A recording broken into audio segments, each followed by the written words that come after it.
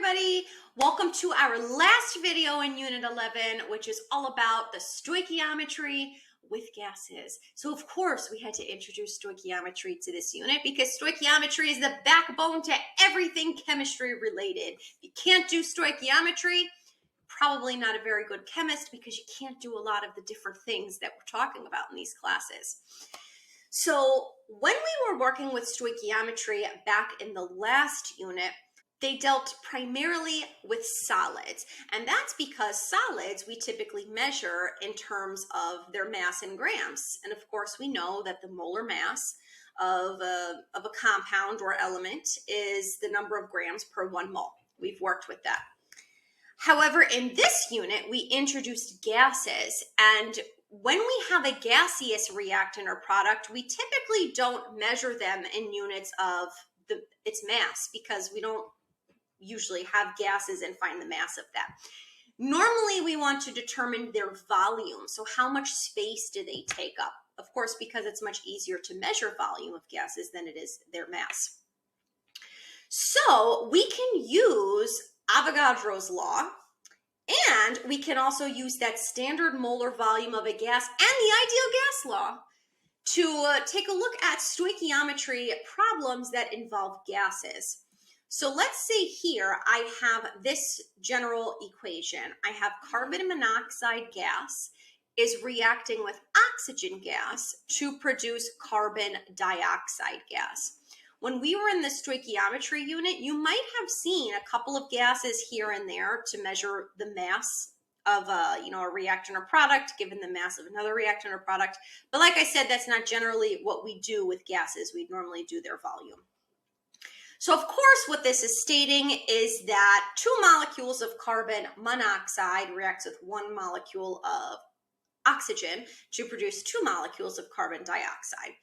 However, like I've said many, many times, we don't normally measure these in units of just a singular molecule because, of course, we're talking on the grand scale of atoms, and there's a lot of atoms in a sample. So normally we do moles. So 2 moles of carbon monoxide reacts with 1 mole of oxygen to produce 2 moles of carbon dioxide. However, we can also deal with this in terms of volumes. So like we were doing with Avogadro's law, you were kind of doing stoichiometry back in that section without even knowing it. And that's because 2 volumes of carbon monoxide reacts with 1 volume of oxygen to produce 2 volumes of carbon dioxide. So back in that last section, you were doing stoichiometry without even recognizing it. So what we're going to do first, there's like 3 sections to this unit. If you're not given a temperature and pressure, you can just use Avogadro's law, which is the first sample problem we're going to use. You can also do general stoichiometry problems using 22.4 liters per mole if you have an equation that's occurring at STP. Because we know 1 mole of any gas at STP occupies a volume of 22.4 liters.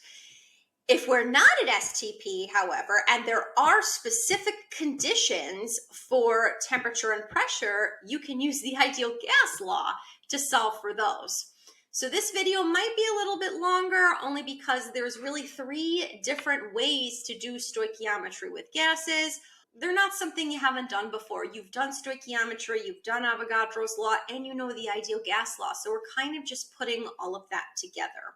Anyway, I'm going to stop talking about doing stoichiometry with gases, and let's dive in and finish the rest of the notes. All right, so the stoichiometry of gases. We have this equation that's listed just on the top of this page here, which I already went over in the PowerPoint slide.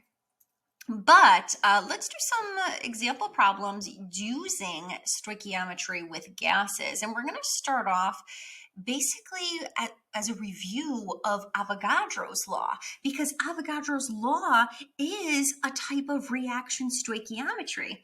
Because remember, Avogadro's law says that at the same temperature and pressure, gases, or 1 mole of a gas or the same amount of a gas, will occupy the same volume. So all we have to do is relate the coefficients, the mole ratios of each one of these.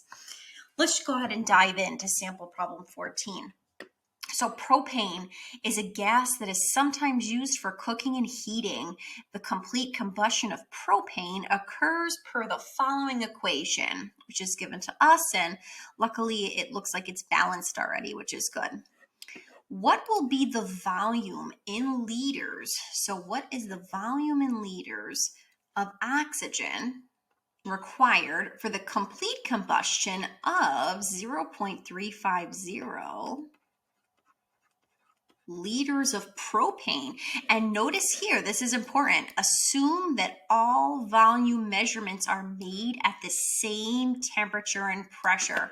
Because it has that very specific statement there, so we'll have to use Avogadro's law.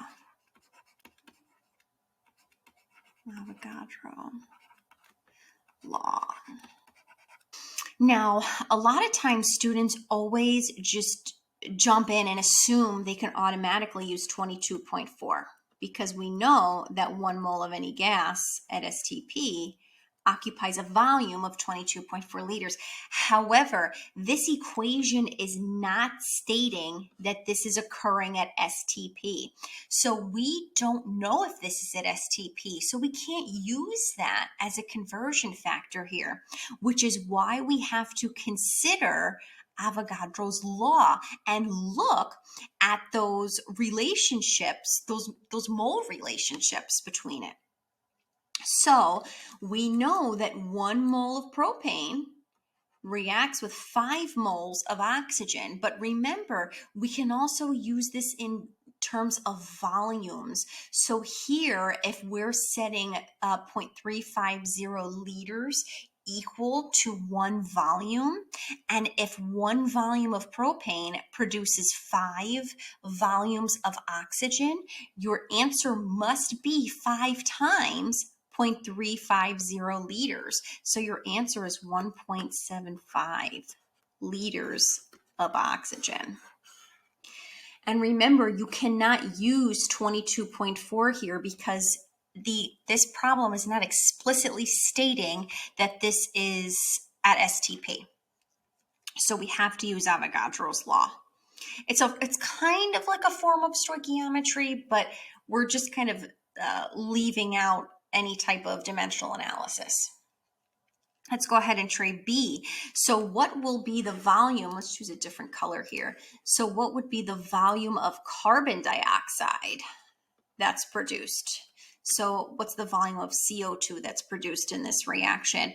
Again, use Avogadro's law. So if 1 volume of propane produces 3 volumes of carbon dioxide, 0.350 liters times 3 gives you an answer of 1.05 liters of CO2.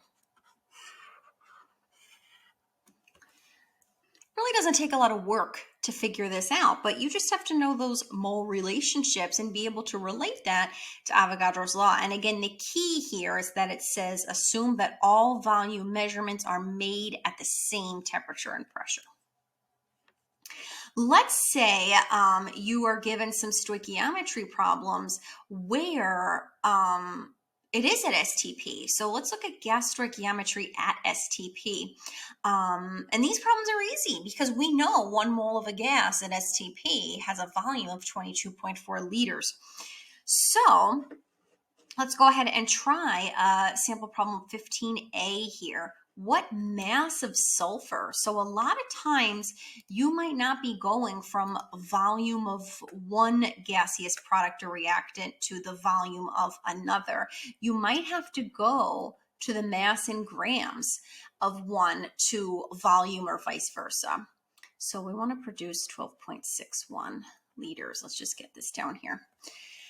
Notice that this sulfur dioxide is in liters because this is a gas right here. And we typically measure gases in units of volume. So liters, milliliters, something along those lines. Sulfur right here is a solid. So we can't measure solids in units of volumes. Typically we measure solids in units of grams or kilograms or some sort of unit of mass. So let's start off with this 12.61 liters. So I have 12.61 liters of SO2. Because this is happening at STP right here, this is important. That's why we can automatically use that 22.4. We know that 22.4 liters of any gas, in this case sulfur dioxide, is equivalent to 1 mole of that gas. And that brings us to units of moles, which is what we want because that's what's going to allow us to go from the product to the reactant in question, to sulfur.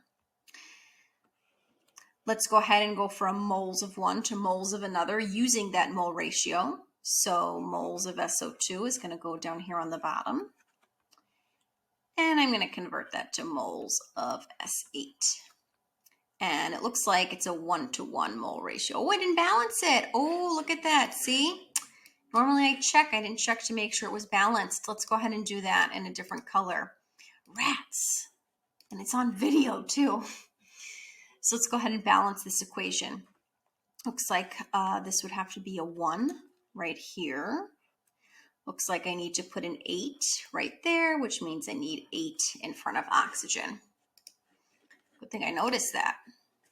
So 8 moles of SO2 is produced from 1 mole of sulfur.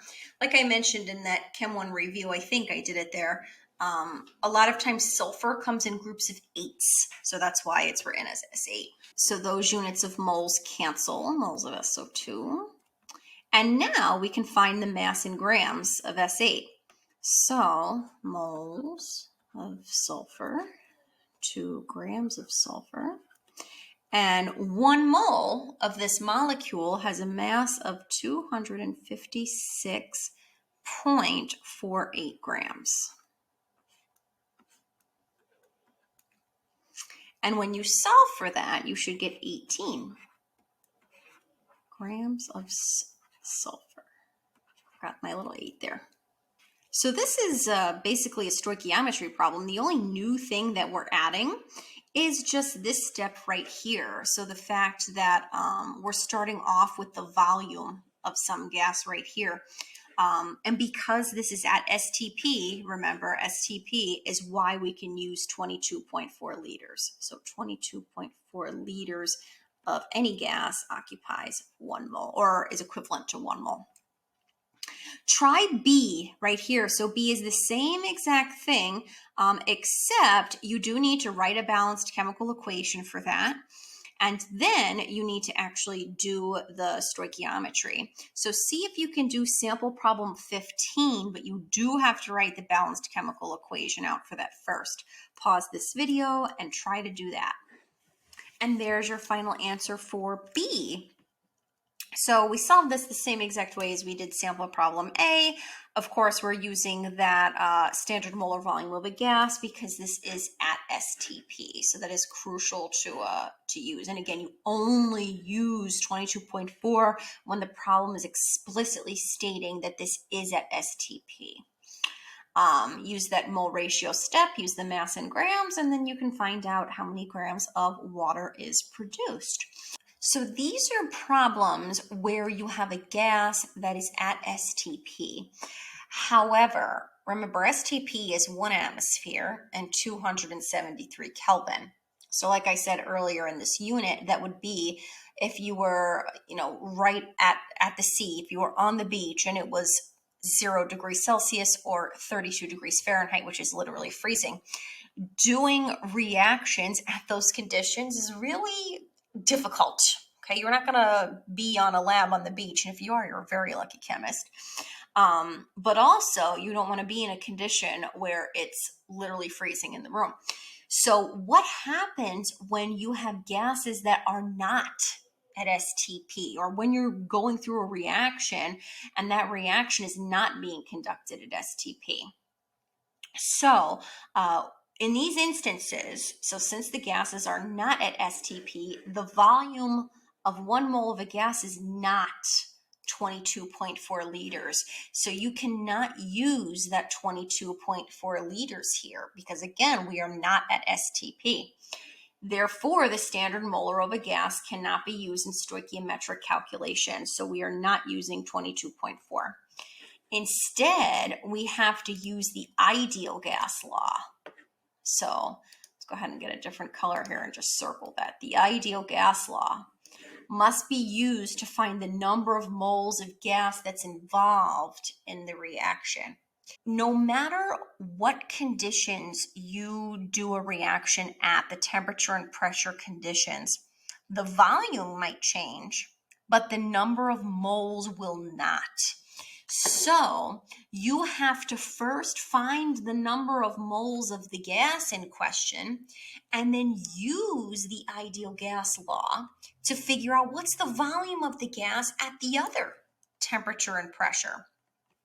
Let's just do one of these because it's easier to actually do one than to talk about how to do one, just like I always tell you. So tungsten metal. Actually, I'm going to switch this here because this always drives me nuts when I do this. Hold on a second. You're going to see a cut from the video here. So I changed this little guy right here and that cut out. Typically, your liquid subscript is always in cursive because you don't want to confuse a 1 for that. So, for example, here, this looks like a 1 in parentheses, which is why we usually do the script L. So that was what I just changed on your thing. But anyway, let's just erase all of that so we don't get confused. So sample problem 16A, tungsten, a metal used in light bulb filaments, is produced industrially by the reaction of tungsten oxide with hydrogen. How many liters of hydrogen gas? So how many liters of oxygen gas? Now this of hydrogen gas, I'm sorry, this is not at STP. These have these conditions right here at 35 degrees Celsius and 0.980 atmospheres. So this is at 35 degrees Celsius and 0.980 atmospheres, not STP. So we have to keep that into consideration. Are needed to react completely with 875 grams of tungsten oxide. 875 grams of tungsten oxide. So because we're given that starting mass first, what we're going to do is convert that mass of tungsten oxide actually just to the number of moles of hydrogen. And remember, you can't use 22.4 liters because this is not at STP. So let's go ahead and find the number of moles of the gas first. So if we were going to make a list of steps here, let's do that. So step 1 would be to find the moles of the gas. So 875 grams of tungsten oxide is what I'm starting off with.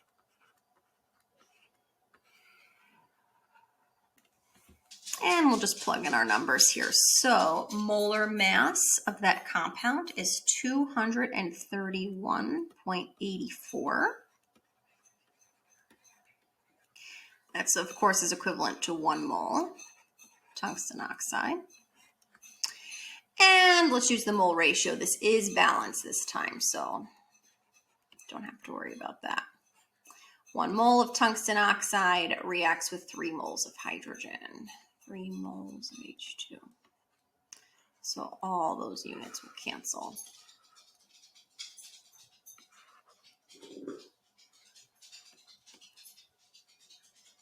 And when you solve for that, you should find your answer is 11.3 moles of H2. Now remember, no matter what the temperature and pressure conditions are, the number of moles will not change. So now that I have the number of moles of hydrogen that's required to react, and and I know the temperature at which this reaction is taking place, and I know the pressure, and I want to know the volume, guess what? Now we can use that ideal gas law. So we could use PV equals nRT to find out, okay, I have 11.3 moles of hydrogen. I have these pressure and temperature conditions. What's the volume? I have everything I need to solve for volume here. So P is this 0.980 atmospheres. P is 0.980 atmospheres. Volume is what I'm trying to find, so I'm going to leave that variable there. Number of moles is 11.3.